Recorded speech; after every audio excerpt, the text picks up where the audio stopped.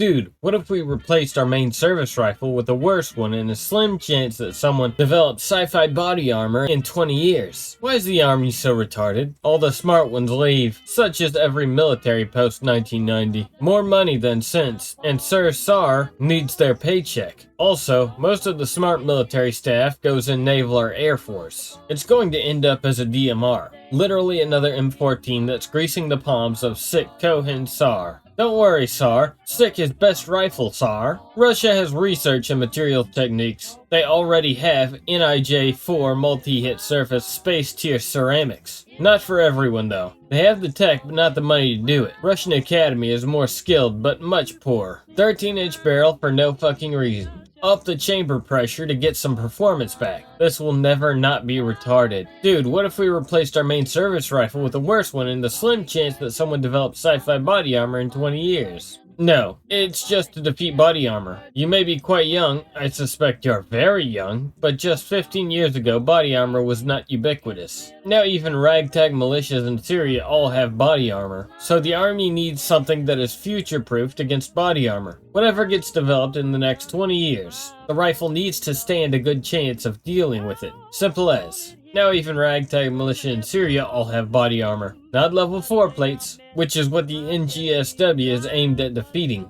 The NGSW is miraculously retarded. It's as if they dug up Jeff Cooper's corpse and made a cyborg out of him, then made him draft an infantry rifle. US developed sci-fi body armor in secret. Well shit, if we have it, that means in 20 years someone else will too, one way or another. Releases rifle that appears to be hilariously overkill for most use. As with most military things, it takes 10 years to iron out the kinks and actually make it worthwhile. When the Savotniks or whoever finally announces, "We have sci-fi body armor, woo!" The US already has a rifle that can deal with it with the teething issues sorted out. The problem with this rifle is that it can't penetrate body armor anyway. We already know this because you can fire an AP round out of a 24-inch barrel and see that modern plates stop almost anything. There are even Temu plates that can stop 50 BMG API. The fact is, armor technology has vastly outpaced projectile technology. The solution to this is 223 to shoot at extremities, explosives, or you just replace the infantrymen with drones, explosive, and fire support, more explosives. Eventually, we'll probably see robots decked out in plates, and that's when close-quarter combat gets really interesting. They cut the barrel down even more? Didn't you make a thread about this earlier? Also, I still want to ask what that little hole is by the stock hinge. Pretty sure it's a place where they figured they could remove some material to reduce weight, since this thing is heavy. America makes new rifle that penetrates high-grade body armor. Largest populace with high-grade body armor is their own citizen. If you reverse image search, you find out that this is a fucking airsoft gun.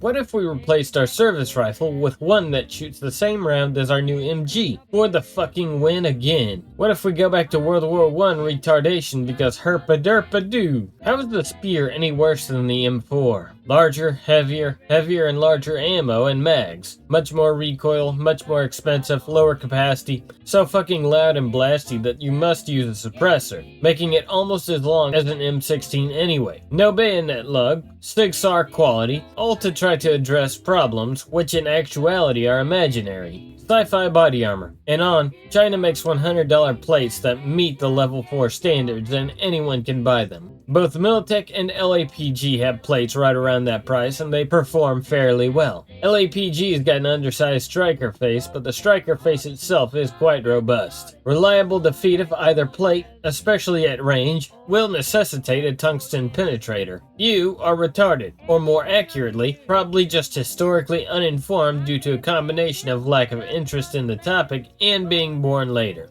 If you research the history of the NGSW and its predecessors like the ICSR, you'll learn that armor pen is simply the latest justification in a string of excuses. Before AP, it was range in 2015, and before that, it was good old-fashioned stopping power for CQB in 2000's Iraq. The program's names changed. The justification changed. But the core thread connecting it all was the requirement for big bore bullets. NGSW was the last gasp of the boomer generals who grew up fantasizing about the M14. And notably, it fails at armor penetration unless you use the tungsten core XM1184. XM1186, the steel core round, does not sufficiently outperform 30-06 M2AP at 2,910 feet per second, enough to defeat even halfway decent level 4. In fact, I think the only real gun design that is new and unique to the market is the Chris Vector. They just keep shitting out gas piston M4 clones because that's all they can think of. Sci-fi body armor? Nah, it's more about fighting in jungle and cities at extremely short ranges. Adopt 5.56. Fight in deserts at long range. Adopt 6.8. Will enter service just in time for short-range jungle fighting. It wasn't even relevant in the desert either.